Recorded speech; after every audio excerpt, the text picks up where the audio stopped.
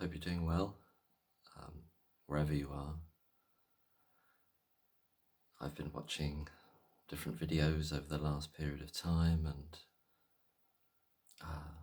Lucy Letby analysis, and lots of other ones. A Liberated Mind, there's one I'm going to watch today or tomorrow maybe. Spoken Injustice is interviewing the gentleman that spoke at the 19 Nurses meet-up in Hereford. Stephen Phelps, isn't it? I think that's the chap. That's an interview over on Spoken Injustice channel.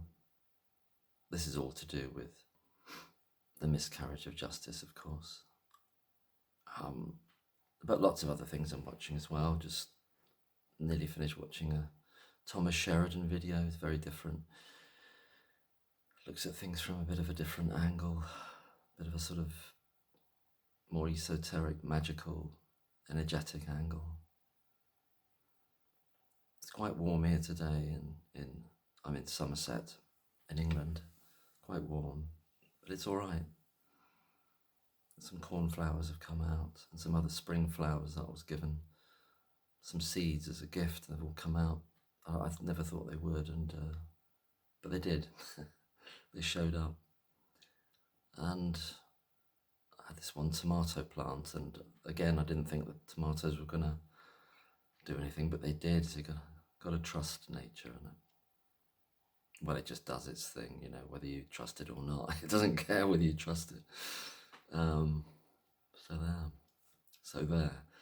Reading Dickens' Hard Times novel. It was a very, I don't know what words to use, very striking. They all sound like words out of a review, but they're a very powerful piece, whatever section in it, in which this guy called Gradgrind, who runs this school, or owns the school, he's talking to his daughter and basically is really wanting to marry her off to this guy called Bounderby, who's just awful. And he's brought up his children, Gradgrind has, both the boy and the girl, just to be interested in facts. That's how the novel starts, in this schoolroom with this litany of talking about facts. That's all that matters. I might read out the section on the Consortium of Misfits channel.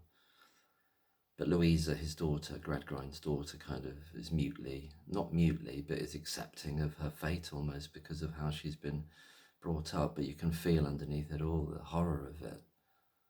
But it's all suppressed, her horror, and in a way, the fact she's not fighting it makes it so much more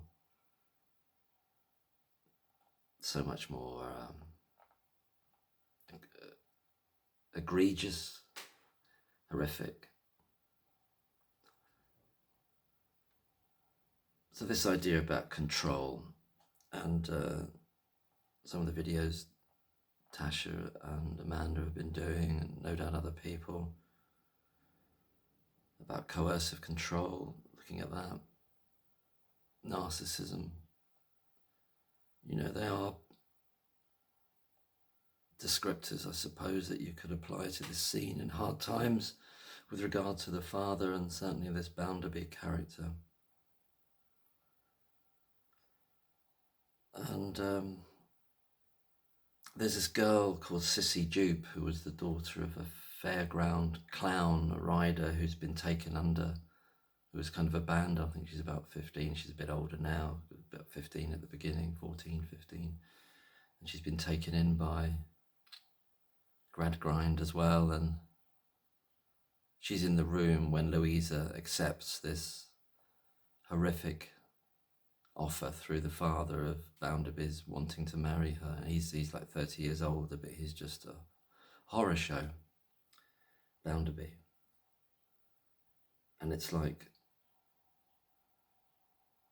I don't know what happens later in the book. I'm going to carry on reading it. It's quite difficult in places to read because it's very, lives being, sense of people being trapped in different ways for different reasons. There's another character called, I can't think of his name offhand now, Stephen something.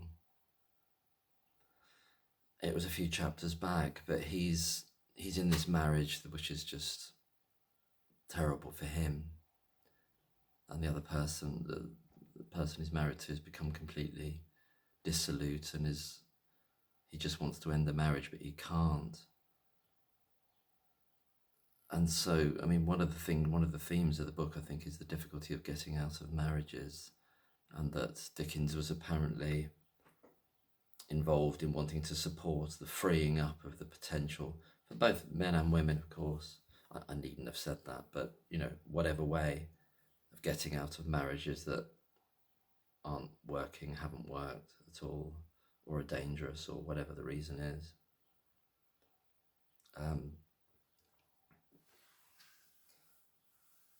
I can't remember his name. Stephen something. He's a what they call a hand in the mill that's owned by Bounderby.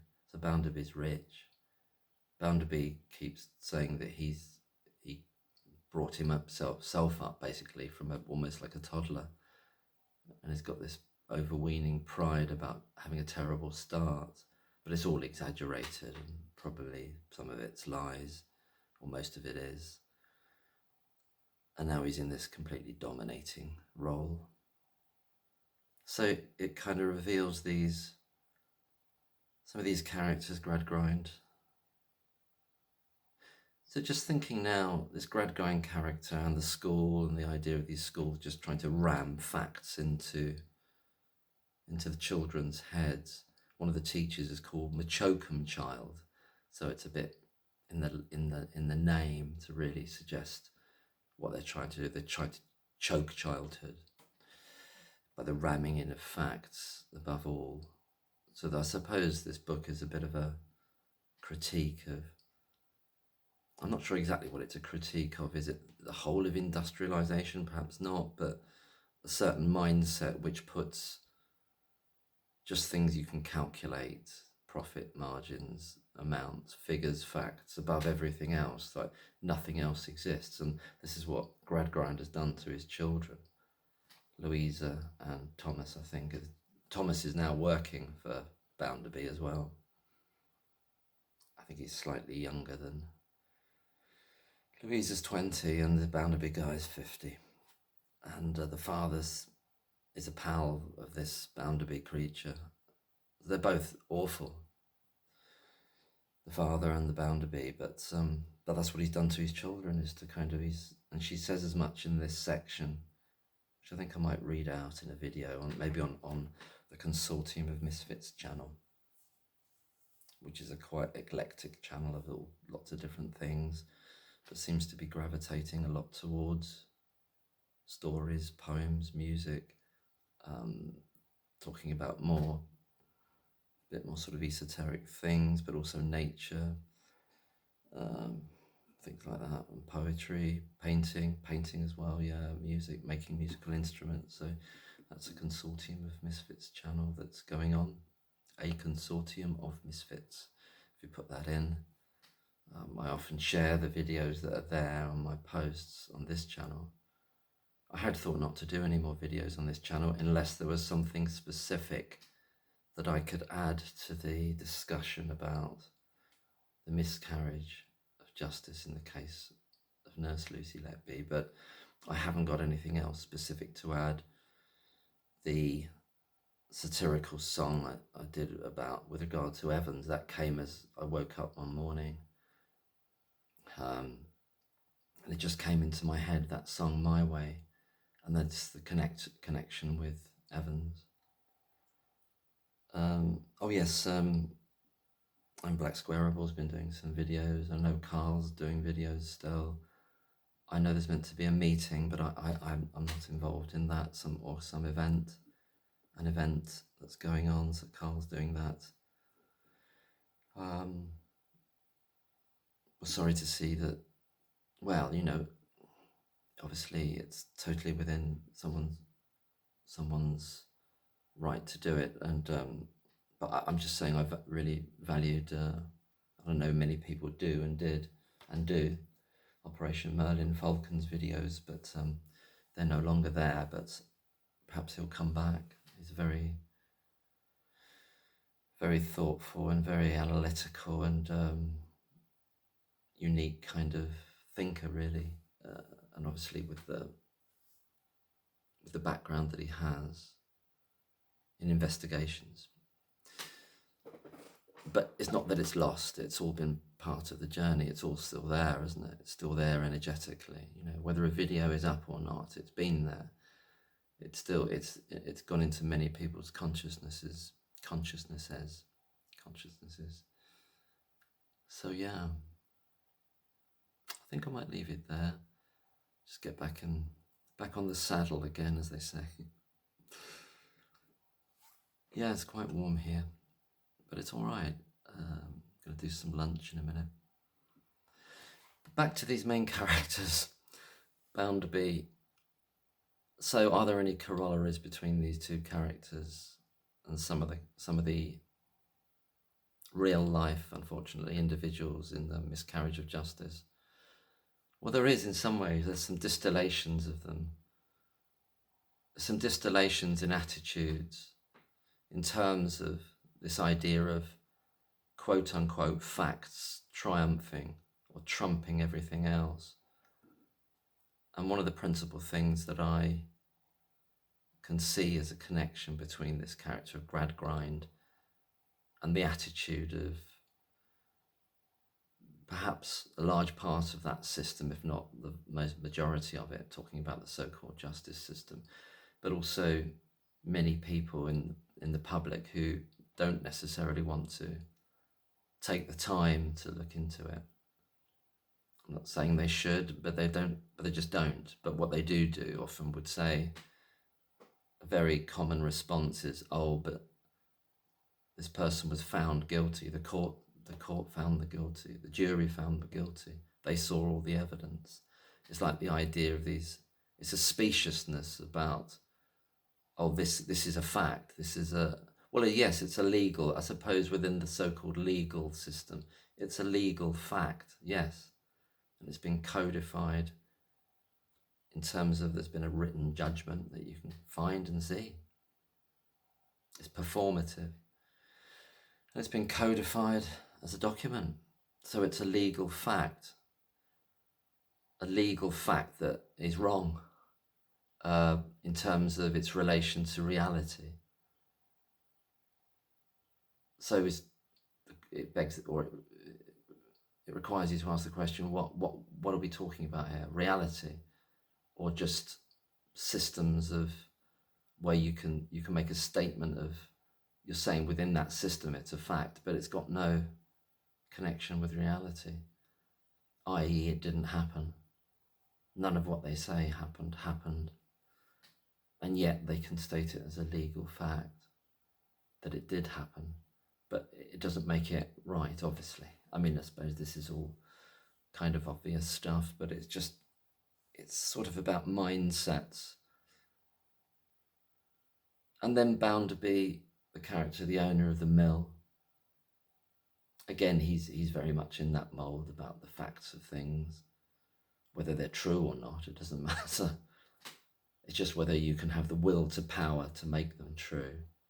So he would be emblematic. So this is being written in 1854, I think it was first published in a serialized form in one of Dickens's magazines that he put out, or journals. I think it was Household Words or something. It might be the other one, which I can't remember offhand now. So he did it in a serial form, I think, this one. But yeah, I'll carry on reading that. So, and yes, you could go on making connections between those kind of attitudes, is that those two characters, Gradgrind and Bounderby, have got no desire to have any form of conception, even if it was possible within them. I don't think it's possible to have an idea about the inner life of someone else. The inner life of someone else. So there's no imaginative, it's a void. And so pretty much everyone involved in this matter, and a lot of the responders to it in terms of media and in terms of the public, they've got no, or seemingly no, ability to enter imaginatively into the inner life of another sentient being, or probably even an animal, or anything at all, imaginatively to do it. And that's why they'd look at a note, a green note, and then they would say, oh, well, these other people have said this is this, and so this is this, because there's no imagination. In some senses, this whole horrific sequence is about a complete absence of imagination. And another way of saying that I'd like to suggest is it's a complete and utter absence of spirit. So when you look at individuals like Evans, like Hughes, like the prosecutor, Johnson, like the whole Hummingbird team, like those consultants, there's no spirit there. They're spiritless beings. Spiritless beings. And that's why they're able to do what they've done, and to know that they've done what they've done, and hope it continues, because the alternative to it continuing, i.e. the alternative to an innocent person staying in prison, is that a certain amount of a criticism, should we say, at the very least, will come back their way. It should be a tidal wave, a tsunami of guilt that they should feel and be made to feel, and they should be stripped of everything they own, all of them, in terms of jobs, in terms of pensions, in terms of anything they own, for what they've done. That's my view. Now, if the person that's been most affected by this, or really the only person, well, no, not the only person, the person that's been most affected by their wickedness, actually, and lack of spirit, said, no, I don't want that to happen to them, then that should be for them to decide that. But then why should they have to have the pressure of that? The whole point of sort of a justice system is that there's at least an element of, within that system, that if you do certain things, you're going to be held accountable. There's going to be some punishment.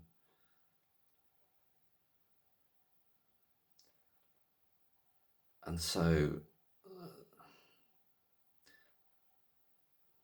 are they going to be punished in reality, in this world, in this system? Quite possibly not, or in a minimal way, or one might be to a degree, and the rest will skate. They'll skate off, and probably even go from strength to strength, you know. Although some of them, for example, Jayaram's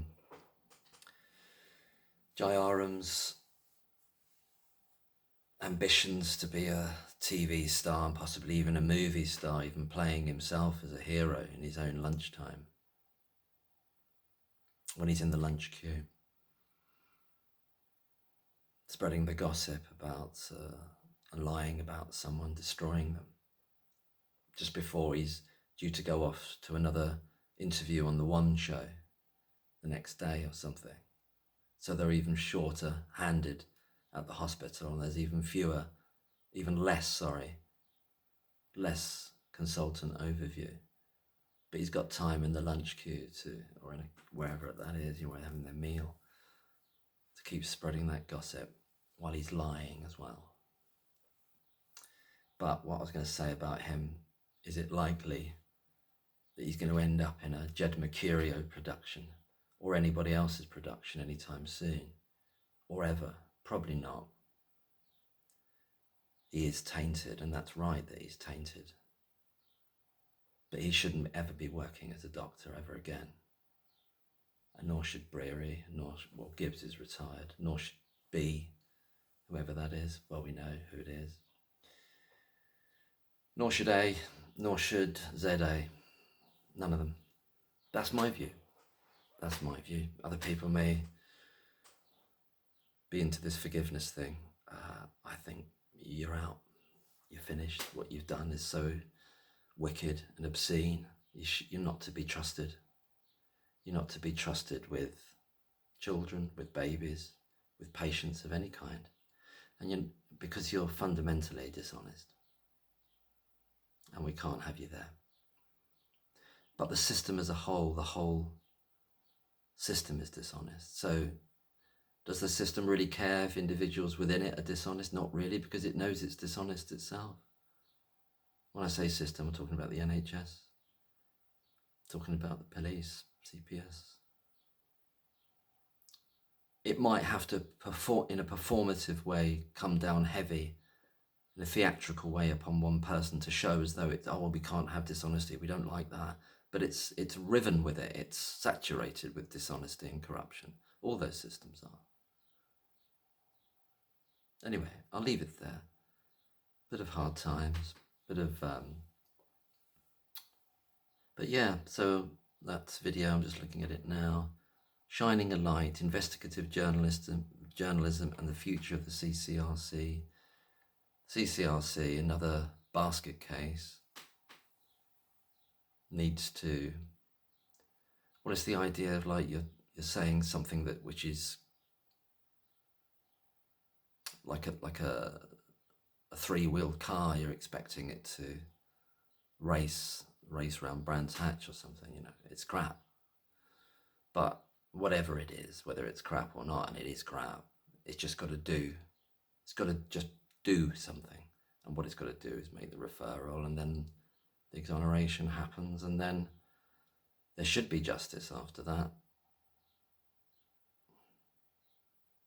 Everyone involved, the whole system knows what's happened. They all know it. Of course, they're not going to be saying that they know it, but they all know it right to the,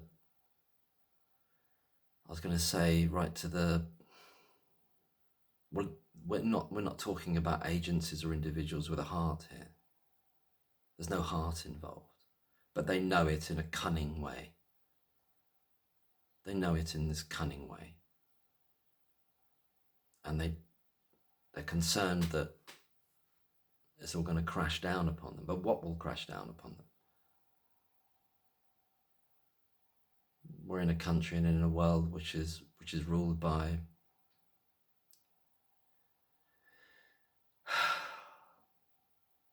exceedingly, as Mr. Kipling would say, exceedingly evil people or entities. So are there the mechanisms? Is there the mechanism there to bring absolute justice in this world? No, and that's why perhaps we can consider that they will get their just deserts, their souls. Well, their soullessness will be cast into some depthless depth. And on that happy note, I'll leave it there and bid you a good day. Cheerio.